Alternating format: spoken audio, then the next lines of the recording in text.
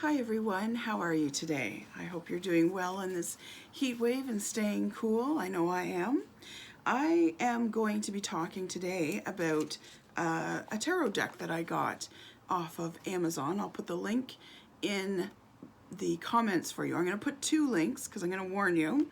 I bought this one, the Silver Witchcraft Tarot deck, and it's just a little wee box. And it just came with a plain old white book, which is totally fine. I don't mind, but I did not realize there was a bigger version which comes in a very nice box with a metal or metallic flip, and then it comes with a 160-page book, color book about each card. So I will probably purchase that one as well, and I'll put the link in for both of them. I'll let you know specifically which one is the kit, as I'll call it, and which one is just the deck. So your choice. It's like a $14 difference or something, I think, if you want the book. So I didn't get the book with this deck. I will probably, like I said, purchase it again and maybe give this deck away to somebody. It just comes, the cheaper one, which is about $34 or so, just comes with this little book. Now it does have a little bit of information. It doesn't go into card by any means as far as this deck goes, because this deck follows the Rider-Waite system, but also has a lot of pagan, witchcraft, and moon kind of imagery in it. Not that tarot doesn't have, the Rider-Waite doesn't have a little bit of that in and of itself, but it's very specific to this deck that, you know, watch the moons, see what phase it's in, that sort of thing. And of course there's a lot of sort of witchy elements. So it does talk a little bit at the beginning of this one here of the numbers of the cards. So let's just jump right in and say, let's look at the Chalices. So this is the Ace of Chalices. So when you're looking at it from a witchcraft point of view, this is the self card. This is the new beginnings, the beginning, the seed, fresh opportunities, which are what aces are often about. And then we have the Two of Chalices. So this is what, and you'll notice there's an eclipse happening in that one. And this is Yule. This is winter solstice. So this is about making those choices. You're in a safe world, or it's about relationships for this particular deck. And then we've got the Three of Chalices. Now normally these three ladies are holding wine cups and drinking and enjoying themselves. Here they just appear to be doing high fives to each other, which is also fine. And this is the world awakens. So this is a new moon that is starting, right? Because threes are about that initial energy, that initial push forward. And for this card, they say it's in bulk, which is at the beginning, when spring lambs start to come in, that sort of thing. And it says the world awakens. And it's about creativity or teamwork. Totally makes sense. And then we've got the Four of Chalices. So the Four of Chalices, very pretty card here with a lady sleeping right next to a tree and a lot of animals, sort of a Snow White scene it reminds me of. And this is Austera, which is the spring equinox.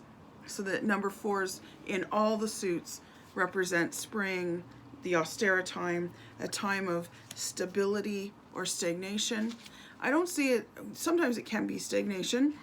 So this is sort of right before the full moon. This is a quarter moon, right? So the fours, I always say, you know, you can't level up in life until you see a four, and normally fours are telling you to rest. Now, because it's a quarter moons are the time when challenges come in, and whether you need to make changes or whether you're going to face up to that challenge.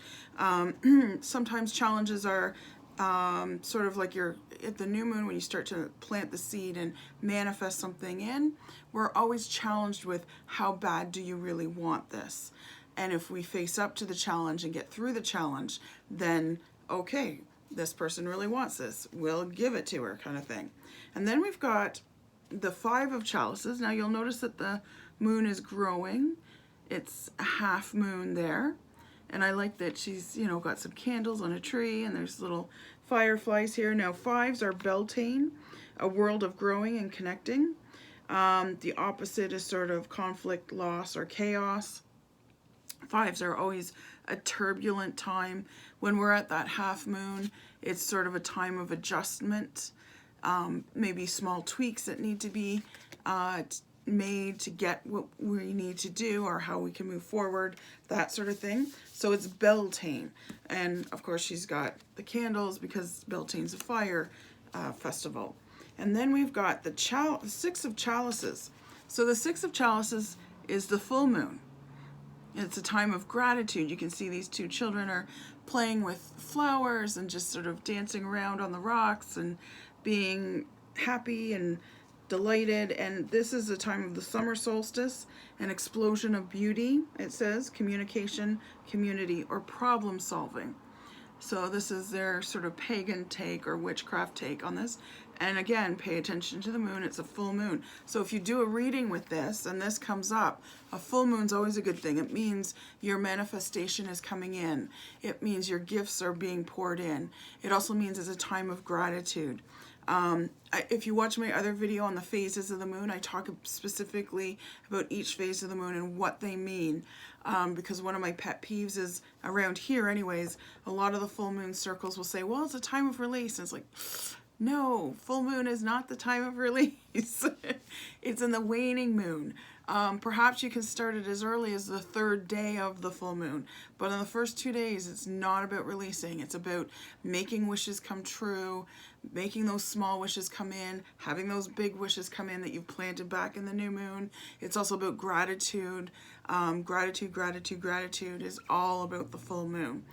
Then once we're past those 3 days of the full moon, that's when you start letting go and releasing, because you're working with the energy of the moon. And if you're working with it as opposed to against it, then things come much easier. So for instance, if you want to lose weight, don't start at the new moon going into the full moon, because she's going from skinny into her full round shape. Start after the full moon and start wanting to lose weight or releasing weight. A friend of mine said, you're not losing it. It's not like you've lost it. You're releasing it. And it does come off a lot faster when you start thinking in that mindset. So, but also think about it through the phases of the moon as to, you know, I'm going to release some weight. New moon to full moon, I'm going to embrace a healthy lifestyle. And then from the waning moon to the new moon, you are releasing weight, right? And then that's okay that you hit those plateaus. You're supposed to hit those plateaus, and then you go into another releasing stage. So keep that in mind if that's something you want to do. You can apply that to anything you want to release or have better in your life, kind of thing. Same thing with money. Start at the new moon, you grow your money to the full moon. After the full moon, you don't want to lose money, you want to lose debt. You want to release that debt. So think about that, right? So you can, like I said, you can apply it to any part of your life. Just keep in mind as to where the moon is and what she's doing. So we've got through the full moon, that's 6. Now we've got the 7 of Chalices, and 7 is Lammas, and that is the first of the witches' Thanksgivings. I love Lammas because it's all about the bread. It's the harvest in the world is coming in, and it's the big bread festival. And you can see he's picking the apple off the tree, and the moon is starting to wane because we're now releasing. The tree is releasing its fruits. That's why we're able to gather our harvest, because again, we've grown and we have to now release it from the earth. Number 8 is Mabon, or the autumn equinox. It's the second of the witches' Thanksgivings. I love that we have so many Thanksgivings. I celebrate 3 as a witch kind of thing, and then the 4th actual Thanksgiving in Canada. We have it in October. I know you guys have it in November in America, but basically I celebrate 4 Thanksgivings a year, which is awesome. So 8 of Chalices. 8s are all about you know, opportunities opening up, adjustments happening, that sort of thing. They also say movement, speed, or power. And autumn equinox, a world is preparing to go to sleep, you know, because it's becoming more into the fall time. Mabon is the time when we're gathering. So we gathered the bread first, so because the wheat and the grain crops, agriculturally speaking, are the first ones to be harvested. Your corns, your rye, your wheats, you know, all that kind of barleys and things like that, are all harvested first, and then that's the Lammas. That's why it's the bread festival, and there's other reasons too. But then Mabon, which is autumn equinox, comes in, and that's when we're digging up the potatoes and we're gathering the squashes and the pumpkins and the last of everything from the garden kind of thing, the beets and whatnot, because we've been enjoying, you know, the peas come in first and the carrots and things like that. But that's when we get the big, like, now everything's ready to go into the root cellar, back in the day kind of thing. So that's what we're celebrating then, and that's the kind of Thanksgiving we have, very fall-like, very lots of produce on the table, that sort of thing. And then 9 is Samhain, and that's how that word is pronounced. A lot of people don't know how to pronounce that word because it's a Gaelic word, and I'm Irish too. I'm an Irish Indian, as I call myself, because I'm Mohawk and Irish. So I know Celtic words often have letters and sounds that don't belong there. So Samhain is how you pronounce that word, which is Halloween. And then we've got the 9 of Chalices. So the world is asleep. 9s in tarot are always about endings, nice gentle endings. Nothing spectacular. It's just here's an ending, and you can see it's very much a waning moon. Excuse me, and she's meditating, and it's kind of getting darker in the sky because the world is asleep, like it says. And Samhain opens spiritual doors, so we're connecting with our ancestors. We honor our ancestors, and it is another sort of Thanksgiving that we celebrate. It's mostly for a meat celebration, because that's when a lot of the meats would be then butchered. The pigs and the you know, cows and things like that would be butchered in the late fall, because it was cold enough that you could cure some of that meat. So that it's mostly a meat-based Thanksgiving. It doesn't mean vegetables aren't on the table, but it just means we celebrate that we have full cupboards, full larders to get us through the winter, because it used to be quite a big struggle to make it to winter. And the most popular time to starve was right at the beginning of spring, because only small things were growing at that point. Your cupboards were getting very, you know, low on supplies. Yeah, like I say, you were eating the last box of crackers that had been sitting there for a while. Not that they really had a lot of crackers back then, but you know what I mean. The crackers that you put in the back for guests, and then they stay there for 2 years, and then when, you know, for whatever reason you're running low on money, and you're like, all right, I'll try these crackers and see how good they are. So Samhain, like I said, is number 9. It's about the world going to sleep. It's about independence or solitude as well, because sometimes some of these endings that we need to go through by ourselves. We can't go through a lot of endings with someone, because it's our own experience, our own life lesson, that sort of thing. So then we've got the 10 of Chalices, and we go back into the full moon. So this is sort of like a very waning sort of dark moon. That's why it's a bit darker. And you'll find the 9s in here in this deck are quite a bit darker. And like I said, we've got the 10 of Chalices, because the 10 of Chalices in tarot is a very happy card. The family's all together. There's a rainbow. There's a moon. And it's even kind of reflecting the triple moon back here. And it's the 10 in this tarot represents the universe, the greater world, endings or completions. So like I said, 9s are completions in tarot, but 10s are completions with a gift.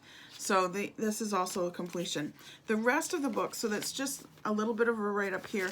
The rest of this book is in 5 different languages, I think. 1, 2, 3, 4, 5. 5 different languages, and it's just the standard, here's what, you know, the ace means, here's what the 10 of cups means, here's what the fool means, that sort of thing. Very standard. So you don't get the nice big colored book with this one, but you do get that little bit of extra. So I took you through the Chalices a little bit. I'll finish it off with the page of Chalices.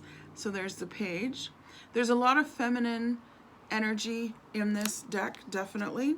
We've got the Knight of Chalices. He's on a dolphin, because the Knight of Chalices is always very challenging, adventuresome, and romantic, you know.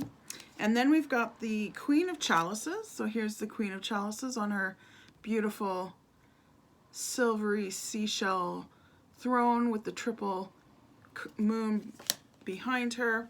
And then we've got the King of Chalices, who looks like he's sitting on our throne of coral, and he's got the triple moon beside him too, and he's got some water spirits right here beside him as well, which is always nice. So the not as expensive deck is pretty, oops, I just threw that, but it's pretty flimsy, like it's not very thick, but I don't mind. It's thick enough to use for, it's not super cheap, but it's not like a nice feel to necessarily. I mean, they will do for readings, absolutely. They're borderless, as you can see, and the backs of the cards are triple moons.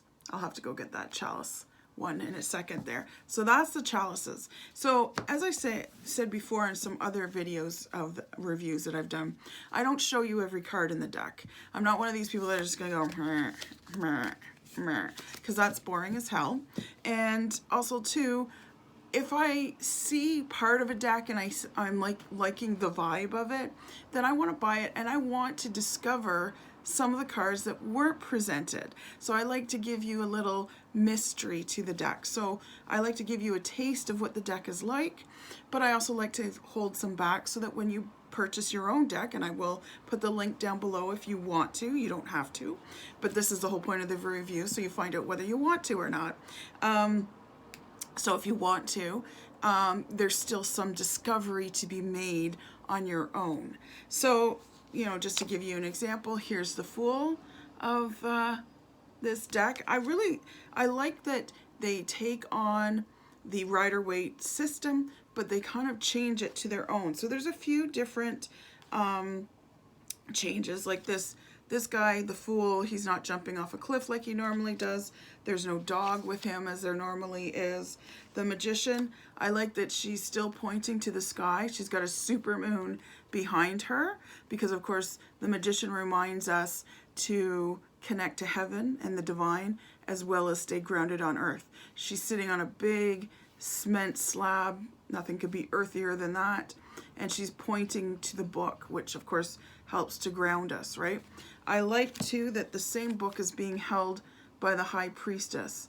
And there's a moon here. She gets dark because he's all about action. He's about emotions. He's about movement forward. He's about, you know, like, let's learn those piano scales kind of thing. Let's do, right? And I like that it's a female magician, kind of interesting. But then the High Priestess, as you know, if you've taken any of my tarot lessons, is all about being still. So she's in the dark. I like that her foot is in water, one foot, and one foot's on earth. And she's got a veil behind her because she's always got a veil behind her. Some people don't realize it's a curtain behind her in the Rider-Waite where she guards secret knowledge, but she's got the same book the Magician is holding.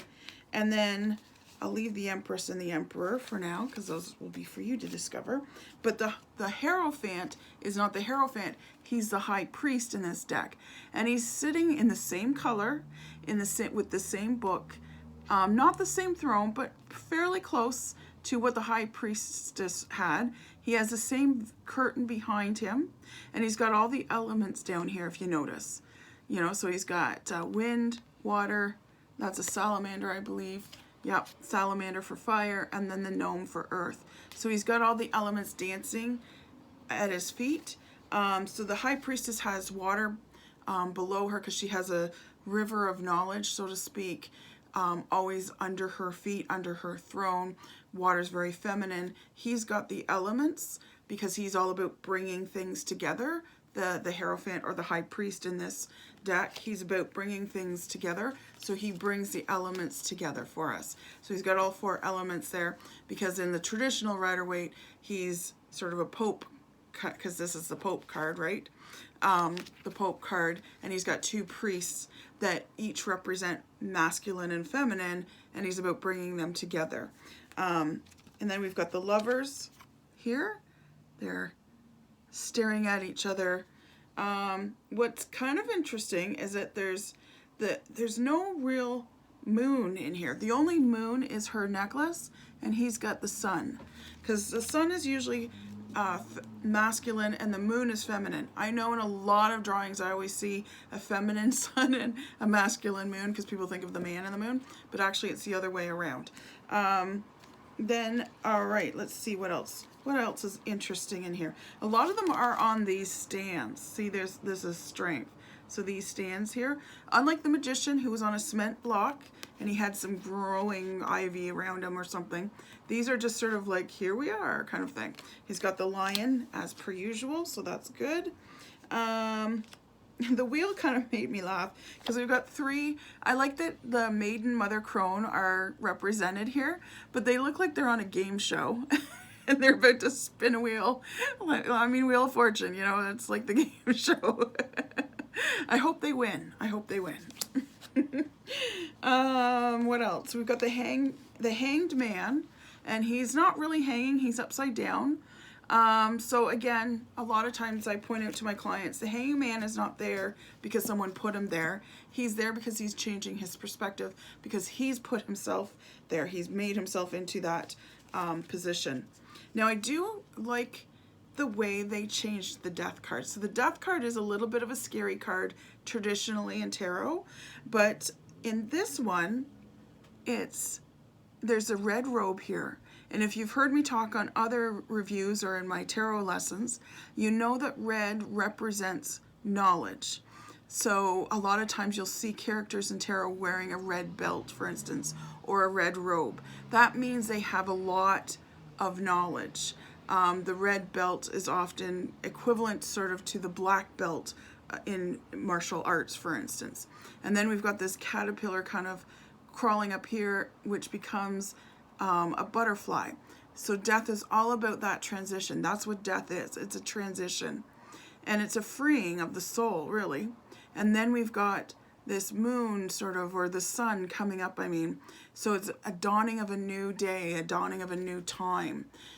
And I really like that. And I like that this part is sort of a different color. I just feel like the ultimate connection, like this is where you've gone up and you've become released from your shell of your body kind of thing.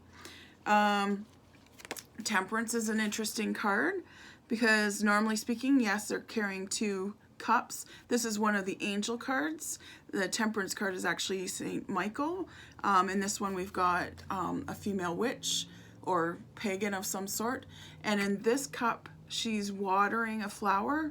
And in this cup, she's watering a bird. Because normally speaking in the traditional Rider-Waite, it's an angel and he's dipping a cup into the water. He's got 1 foot in the water, 1 foot on earth, and he's sort of pouring them back and forth to each other. So it's the ability to be able to water from both cups kind of thing.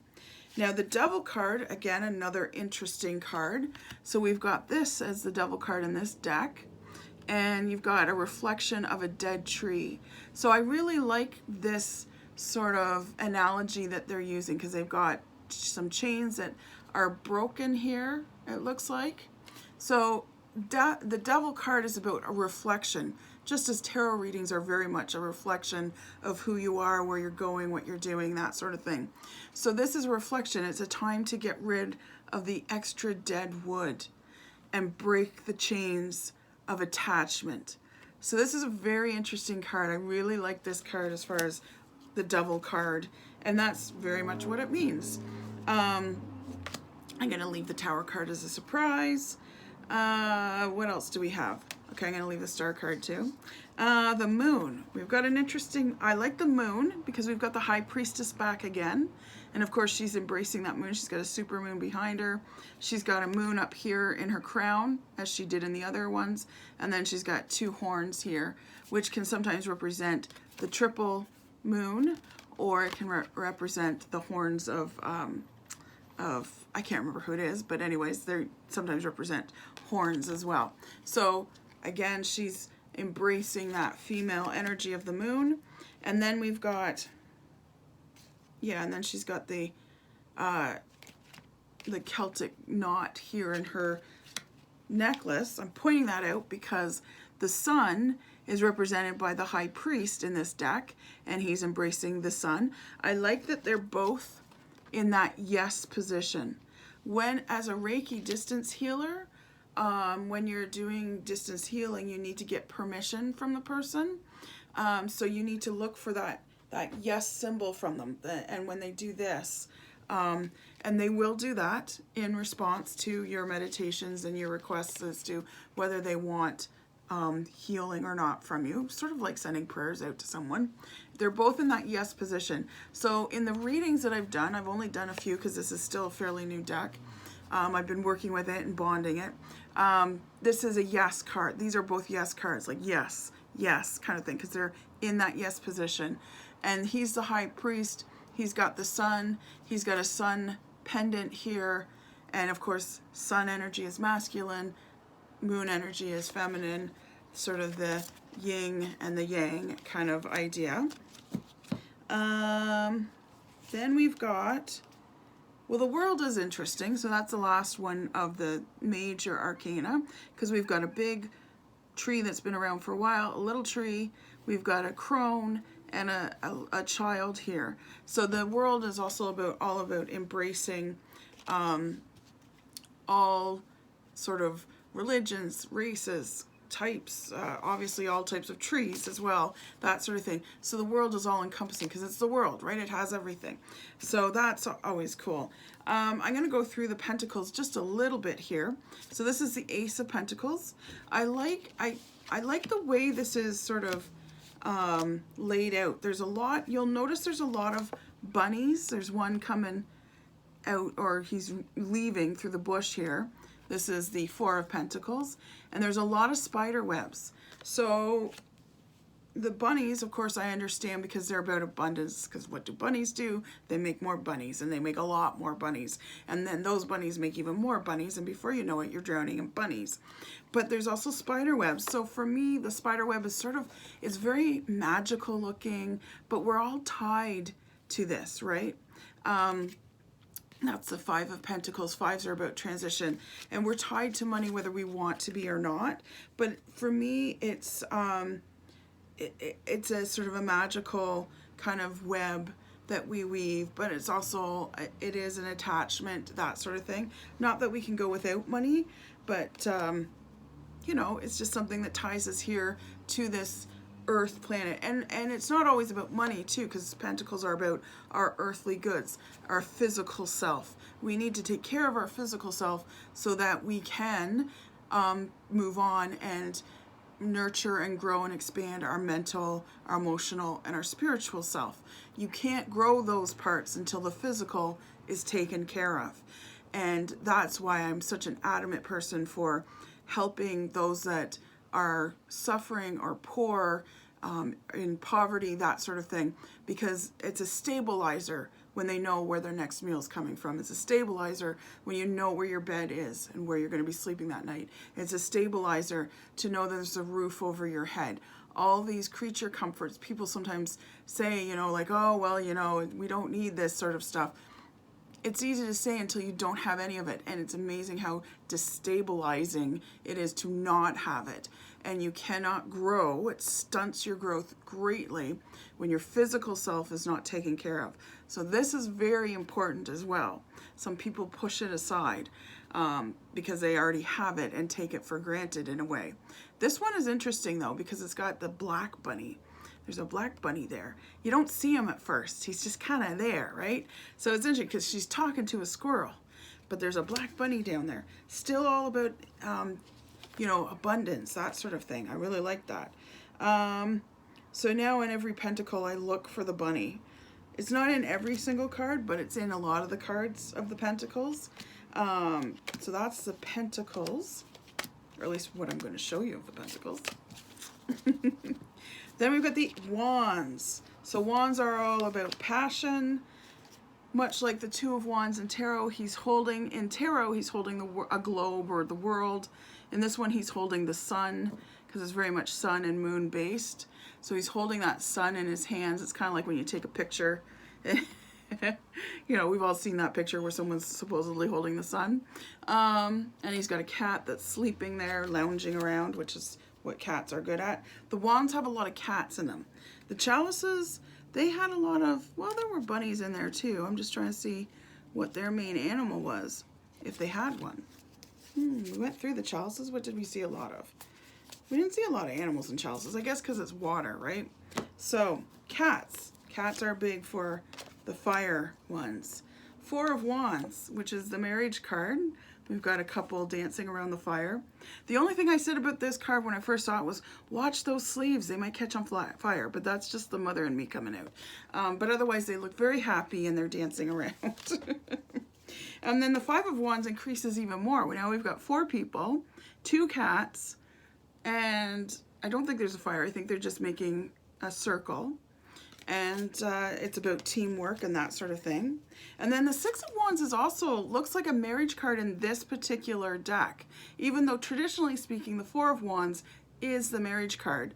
Because we've got this two people, one couple, and they're bonded with this ribbon, hand fasting. They've got their cat here, and they've got all these people behind them, like their relatives or their community, sort of like, oh yay, you've come together. So that's kind of interesting that this card is a marriage card in this particular card deck, or looks like a marriage card. Let me see, the Eight of Wands. It's usually something rushing in. We've got this guy running in. The cat is very awake and watching the leaves that are blowing around him. So this is definitely a movement card, like the Eight of Wands usually is, something coming out of nowhere. This guy, the Nine of Wands, is interesting because he's got the cat in his lap while he's telling a story to everyone around the campfire, sharing his experiences. Then we've got another campfire here, but it's the Ten of Wands. And if you remember, traditionally speaking, the Ten of Wands is a guy holding a bunch of sticks and pulling them or pushing them or carrying them in some way to some place, we're not sure where, but it's always like he's about to put them down. So this one was kind of an interesting look for me because he's got his cat, of course. It's the middle of winter, or it looks like it's snowy and cold, and he wants to start this fire and get warmed up, and he's found 10 sticks, so he's about to put them down and about to warm himself up, about to get his fires going, which is really interesting. I like that. The court cards of the wands, because wands are all about fire. We've got the page, who's very enthusiastic, can control fire in 2 hands kind of thing. We've got the Knight of Wands on a camel out in the desert holding a handful of fire, and he's got a salamander with him. So salamanders, if you don't know what they are creatures of fire. The belief is, the myth is that they actually come from the fire because they're created by the fire. They're a fully fire creature kind of thing. So the Queen of Wands, looks like she's on some kind of a lava type throne, and she's holding fire right there in her lap like it's nothing. You know, yeah, here's a little fire for you.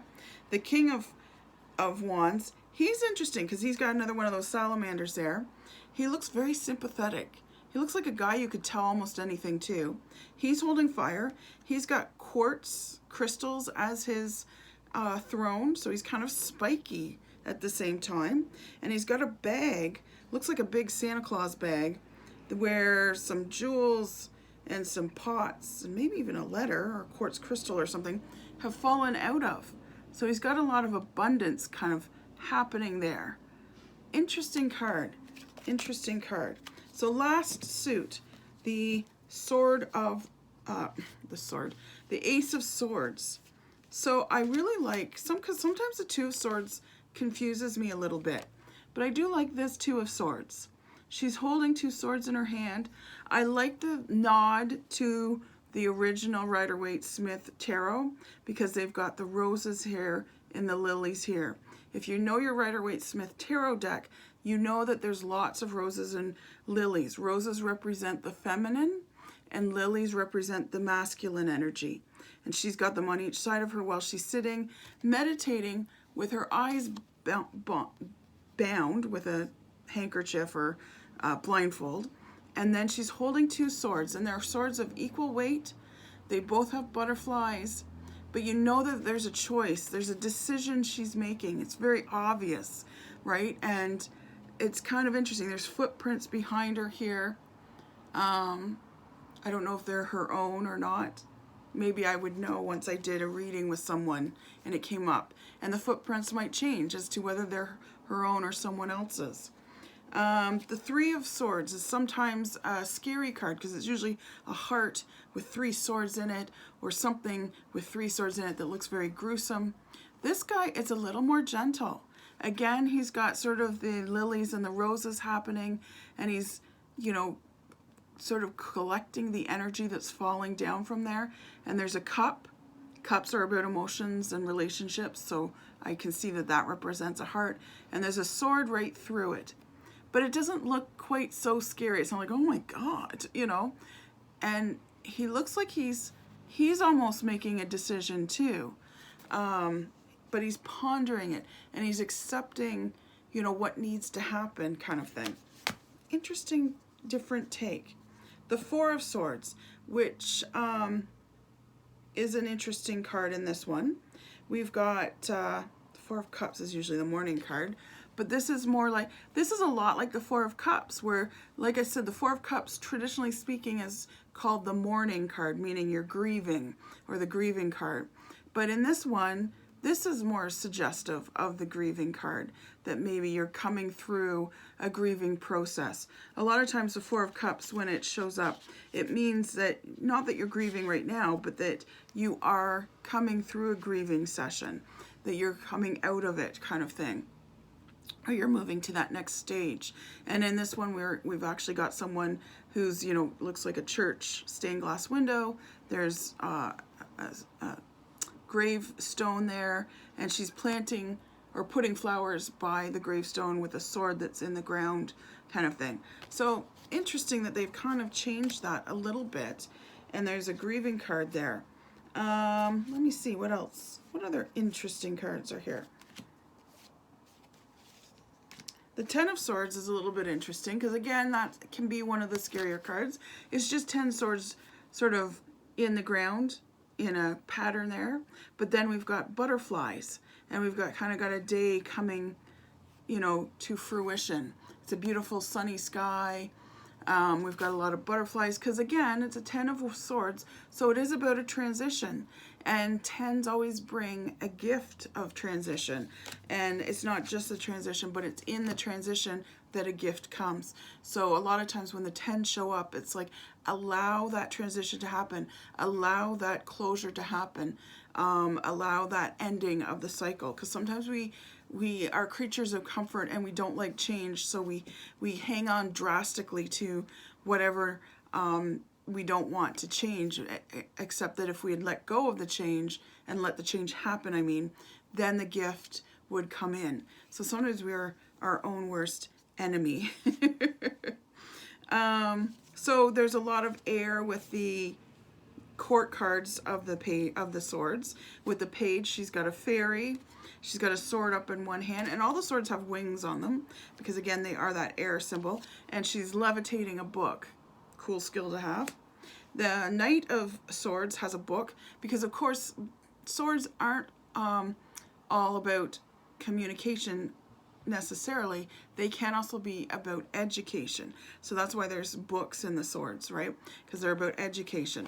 So he's on a bird, he's flying a bird, and he's holding a book and a sword, which is very cool. I like that. And then we've got the Queen of Swords, who's got clouds all around her throne. She's holding the sword, but she's got this little fairy down in the corner who's writing her memoirs, perhaps, and writing down some stuff for her. So I like that. I love these court cards in the swords. And then the king, who looks very serious, of course. He's in the clouds on his throne. He's holding his sword very properly, and he's got a little fairy back here with a little stand who's writing his notes, whatever they might be, the commands of the day or whatever. So very airy, very educationally speaking, you know, themed, which I really like.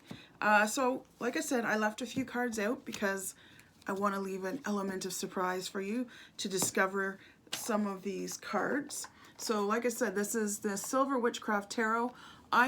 This is the first one that popped up on Amazon for me. If I'd had a choice, I probably would have bought the bigger version, which is what I'm going to call the kit. the Silver Witchcraft Tarot Kit. On the back is the High Priestess. This is by Barbara Moore. This deck, I seem to buy a lot of her decks.